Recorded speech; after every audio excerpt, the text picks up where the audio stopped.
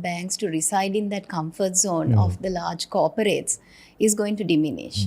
So they will have to find new ways of managing more lending to SMEs. That means, again, changing your way of sort of running the banking business. Right now, banks are very dependent on collateral, right? So the moment you move into the SME market, that comfort is not going to be there for you, right? You're going to have to find ways to lend in more innovative ways to these SMEs. Their ability to repay can be volatile because they're small businesses subject to all kinds of vagaries in the market.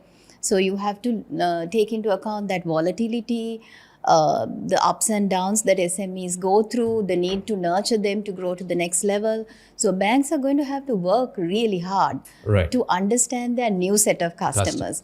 Because without that new set of customers, particularly in SME, they will not have the ability to grow. Because if it's only if that channel grows that you can also, then parallelly maybe get the opportunity to increase your lending to the larger corporates also. So it has to grow in parallel, in tandem. You cannot sort of not focus on the customers that you didn't focus on before. And when it comes to retail customers, more credit cards or housing loans or whatever that, the personal sort of financial products that banks providing, that again will have to evolve. It will have to be more innovative because there I think you're looking at customers' ability to access those services faster. Again, use of technology. It's not just physical access anymore, it's also a digital access.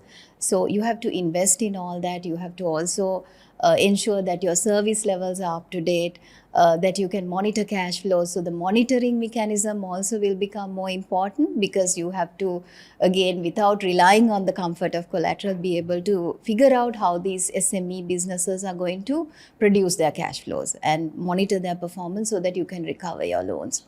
So I see a lot of new management challenges coming through, a lot of new investment coming through, and also the way they are going to sell products to their clients and provide the service.